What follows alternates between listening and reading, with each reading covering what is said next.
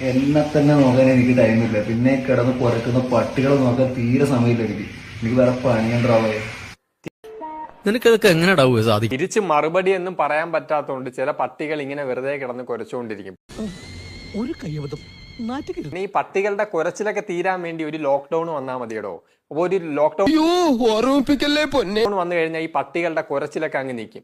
അതിനുശേഷം ഈ പട്ടികളൊക്കെ മോങ്ങാൻ ഈശ്വര ഇനി എന്ത് ചെയ്യും ആലോചിച്ചിട്ട് എത്തും പിടിയും കിട്ടത്തില്ല തുടങ്ങും. എന്റെ ചെറുപടി കാണാൻ, എന്റെ പ്രോട്ടീൻ പൗഡർ, എന്റെ സപ്ലിമെന്റ്, എന്റെ ബോഡി, എന്റെ ലക്ഷക്കണക്കിന് രൂപയൊക്കെ പോയല്ലോ എന്ന് പറഞ്ഞ് കരഞ്ഞ് ഈ മോങ്ങാൻ